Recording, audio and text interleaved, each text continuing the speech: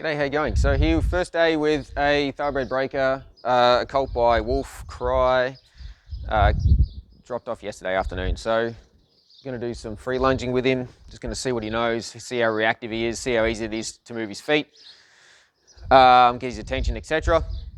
Learn a little bit about a horse off the long line, and then start building a foundation of the cues I'm going to be using to get him to move, get him to lunge, get him to do some of the groundwork drills. So this is sort of a bit of a foundation sort of teaching exercise for him, a bit of a learning exercise for me to learn about him.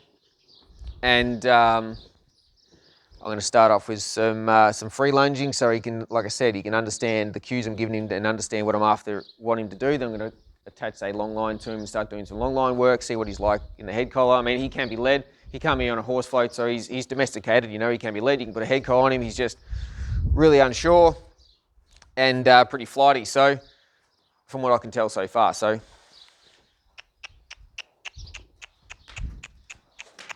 let's get a bit of forward motion.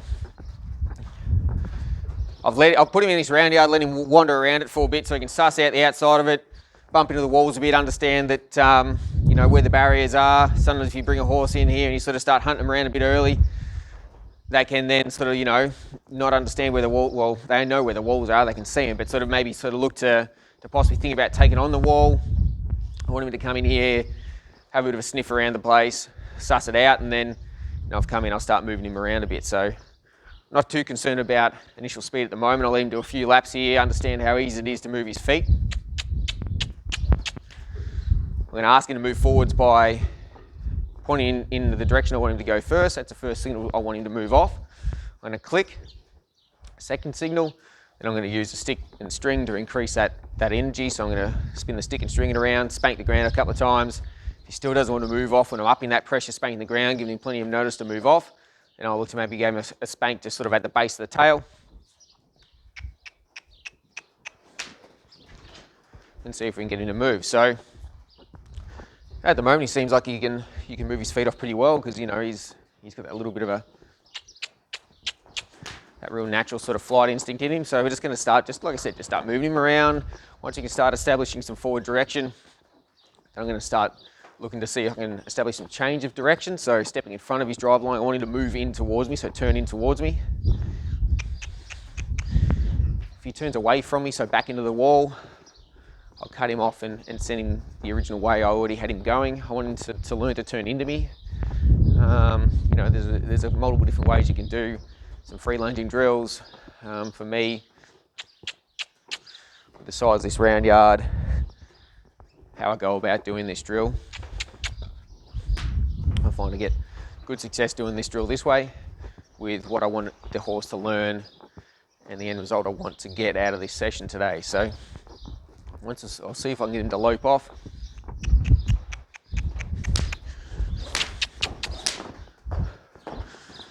At the moment, I'm not too concerned about him loping continuous circles. I'll sort of build into that. I just want him to understand that when I increase that energy, I want him to increase his speed. So once he increases his speed and lopes off for a few strides, I'm just going to back off that pressure and have him understand that, you know, if you do lope off, the pressure goes away. So that's what we're looking for you to do when I give you that cue. So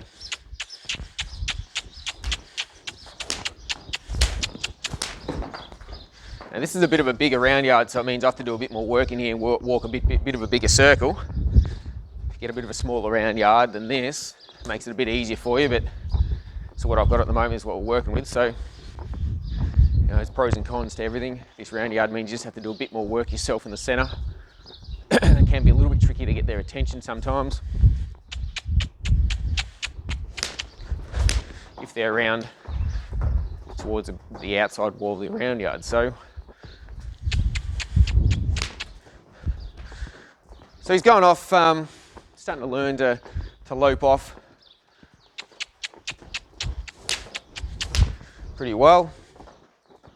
So once you get a bit of a consistent forward lope from him, for maybe a lap or so, I'm going to see if about stepping in front of his drive line, see if I can just encourage him to turn in towards me and start building that first sort of understanding with him.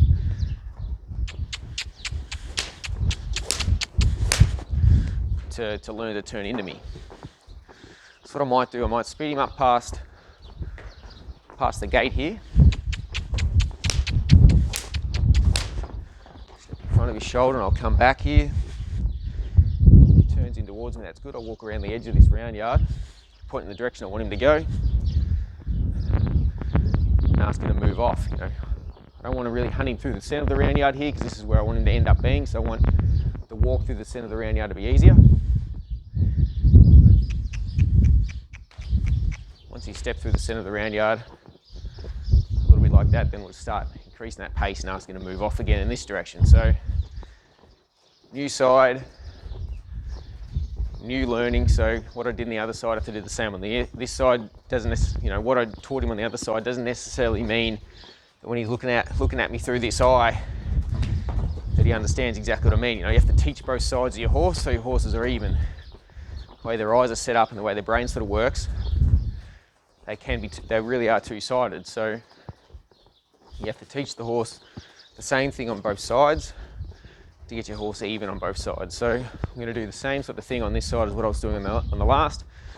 Establish forward direction. I'm going to teach him the cues I want to move forwards in a systematic way. So increasing that pressure in a systematic way consistently. So point in the direction I want him to go. If he doesn't increase his speed, use that clicking sound. If it doesn't increase his speed, then I'll then up the pressure by creating some energy with a stick and string.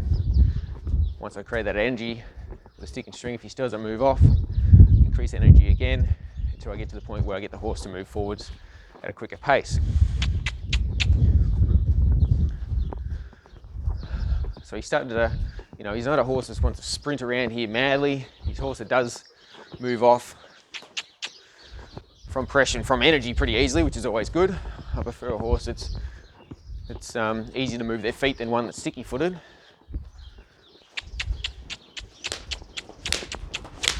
Good boy. You know, you can start teaching your horse to listen to you, get their attention and move them around quite easily. If you've got a horse that, you know, is easy to move their feet forwards and move their feet around when you give them the cue, you got one that sort of comes in here and there's no natural sort of real flight instinct from you when you increase that energy and wants to be real sort of sloppy in their action and sort of sticky and needs a lot of energy to get them to move forwards and increase that pace. Sometimes they can be a little bit annoying. You have to always up that pressure to a higher level and more energy than what you'd like to get them to move off at the speed you'd like them to move off. It just means sometimes a little bit extra work. You've got one that can move off pretty simply from the energy you're giving it. It can sometimes make your life a bit easier. You know, it's funny enough, it's actually quite easy to sort of desensitize your horse. It's got a natural sort of flight instinct in it and wants to move off, than one there's no real sort of fear in it at all, as far as, like I said, the energy you want to increase or the tools you're using. It sort of doesn't have that ease at which you can move it off. You always have to up that pressure for, you know, higher than what you really want to get it to move off at the speed you want. It can get a bit sort of tiring and it takes a little bit more work and you have to be consistent and, like always, and sort of always have to ask the horse the same way in a consistent way, but you know that to get it to move off, sometimes you have to always up that pressure. But I mean, that horse will end up getting better as long as you ask in a consistent way and the horse understands that after the minimum amount of pressure comes an increase in that pressure until the horse moves off at the pace you want. Eventually they'll become very responsive, but you just have to be systematic. And early on you have to be systematic and always up that pressure higher and higher until you get the horse to move, at least try and move at the pace you're asking it. So see if I can get this horse to lope off going this way.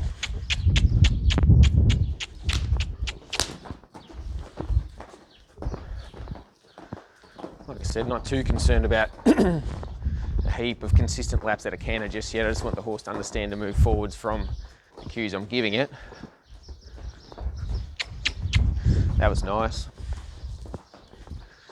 So now I'm going to speed the horse's feet up, his attention on me, step in front of that shoulder, see if I can draw him in towards me. Step back. If he wants to turn the wrong way, see if I can cut him off. him around again. Step in front of him, draw him back. Now he hasn't turned towards me yet, but I'm just going to walk along this wall and try and make it easy for him to understand to move to my left. Good boy. Get back in position so he doesn't get misunderstood by what I'm asking. And we're back this way. So, like I said, that's just going to be something I'm going to be doing today. Step in front of him, get him to turn consistently to the inside. We're going to start working on maintaining a consistent speed forwards, and then once we've got a consistent speed, consistent turn to the inside, I'm going to let the horse rest when it looks at me. So I'm going to ask the horse to turn into me. As soon as the horse turns into me, I'm going to walk away and reward the horse looking at me, so release all the pressure, let the horse get his breath back whilst looking at me, so sort of condition that response in, you turn in, you pay me your attention, so look at me, and you get to rest, get your breath back, chill out, all the pressure goes away. So you just want to try and condition the response of always turning in, always giving us the attention. You know, what can be dangerous is if you've got a horse that has his attention everywhere else but you, they're more likely to sort of get a fright from something else when you're close to them or around them, and then end up running over you because they've completely forgot you're there, and you end up getting yourself in a bit of a dangerous situation, both on the ground and on their back. So we're sort of trying to minimise the risk of sort of things happening to us by teaching our horses to pay us the attention when they're with us and when we're around them. So when the horse turns into me and sort of gives me two eyes, we're going to start building that response now by letting them rest when they look at me, and also start building that understanding of turning in towards me. So I'll just speed him up here. If he wants to turn the wrong way, I'll cut him off. Might go half a lap. Step in front of him again, see if we can draw him in. Not quite, not quite. So let's see if I walk along the fence here, see if I can get him to turn back in through the centre of the round yard. He's not really turned towards me. He's sort of half stuck up against that wall a little bit. We'll see if I can bring him off. There we go, good boy. As he gets better at this, I'll look to try and draw him in off that wall a bit and have him face me a bit better. But early on, I just want to try and get him to understand to turn in. So I'm just going to keep working on that, and we'll see how we go. Once he starts to get that sort of consistent turn to the inside, then we'll start doing some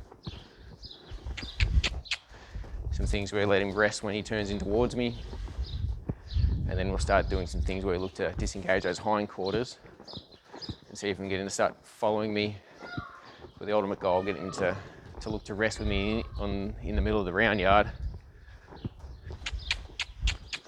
and chill out. So, you know, if I can get my horses to understand that the centre of the round yard is where you want to be with me relaxing, then it helps us with the rest of the training process, because you've got a horse that already sort of looks to be in the centre of the round yard, looks to be with you, and when understands that when he's with you, he gets to chill out, get his breath back.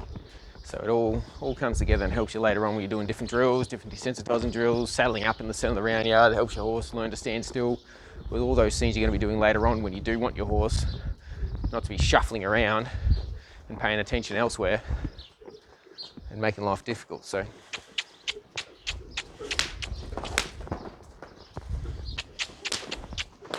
step in front of him.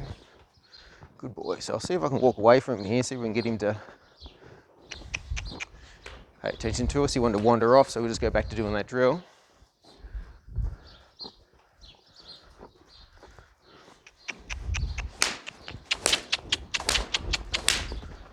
Step in front of him. I want him to try and turn into me here a bit more, so I'm going to put a bit more pressure on that hip to get his head. Not quite. Need a bit more momentum here. There we go. See if I can step in front of him now. It's a bit better. So I just need a bit more momentum out of him to sort of draw him off that wall when I step in front of him. It's sort of going a bit slow there. And that was his sticky side going that way. He wanted to stick on the wall there like he did the last 2 times. I looked to try and turn him into me. So I just need to speed him up a little bit, I think. So I just sort of speeded him with his feet up before I stepped in front of him, got his attention a little bit more. I was able to sort of get his shoulder to come off that wall a bit and turn into me a bit nicer. So here I'm going to look to try and step in front of him, see if I can get him to rest whilst looking at me here. A bit out of position there. Step again. So I didn't have much momentum there, but I was sort of out of position when I first asked him. So I'm going to send him back the other way.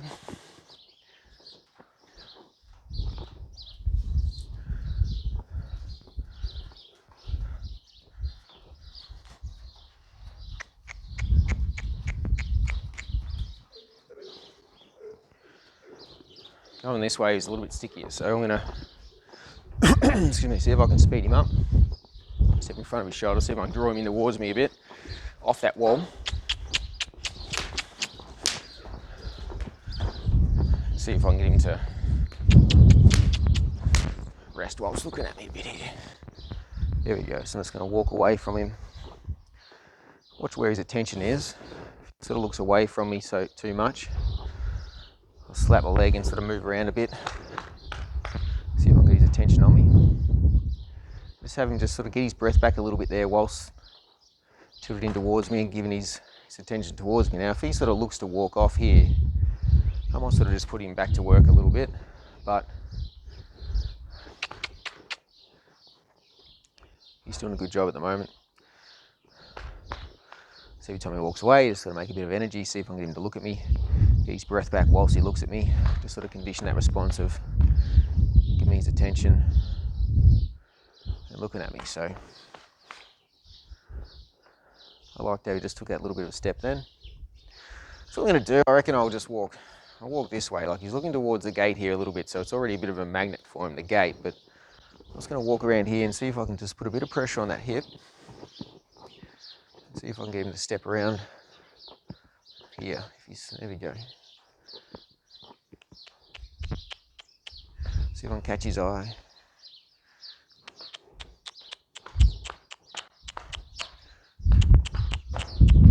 Whilst he's walking away, I'm just going to give him a little bit of a chance to try and spot me. There we go. So as he takes that step behind, I'm just going to release that pressure, stop moving, and just reward that.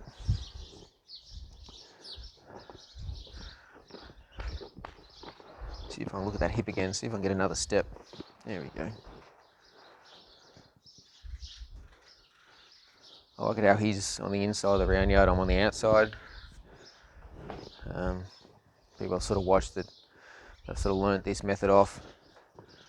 Sort of, you know, you're looking to have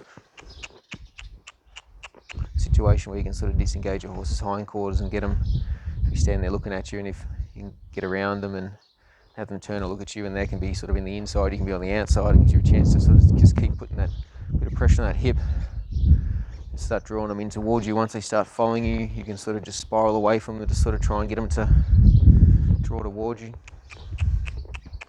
So as he takes that step in front, I'll stop moving and release that pressure to reward that forward step. You know, everything's, the timing at which you release the pressure depends on, you know, what you reward from your horse. So, you know, it all comes down to the timing that you release the pressure, more so than the pressure itself. The horse starts putting together what's the desired response to have that pressure go away. So if I can get him just to lock back onto me a bit here and put a bit more pressure on his hip.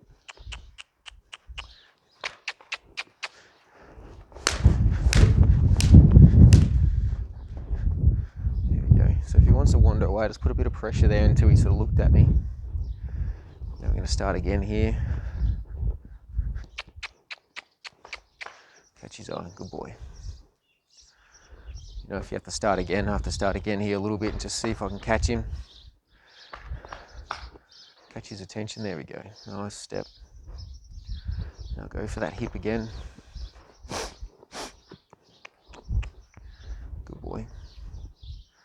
Go for that hip again. See if I can get a bit of a forward step here. Not quite. he's not turning away from me, but he's not necessarily following me either. See if I can get something to reward here. There we go. So I'll just stand here for a little bit. I sort of lost him there briefly, and there he sort of turned, disengaged that hip, and looked at me, so I'll just sort of let him rest there a little bit before I ask him to move again.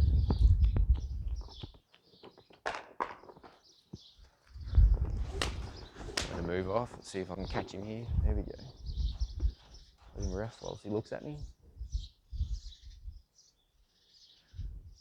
So I went from one hip to the other, so whilst I'm starting on another side again, I'm kind of resetting a little bit as far as letting him understand what I'm after. But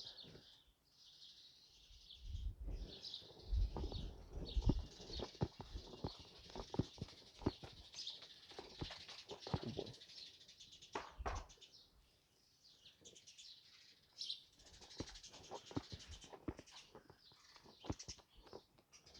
Good boy. That was a nice step then. Just going to rest a little bit longer there to reward that. Reinforce what he just did then has been the right move. So you can get him to spiral in and join me in the centre of the round yard here. He's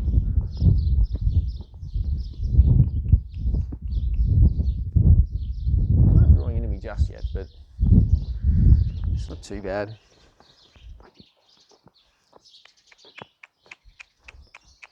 Starting to get his breath back a little bit here as well, and starting to get a bit sidetracked. That's a good move there. I'll reward that. I might walk up and give him a pat in the forehead here.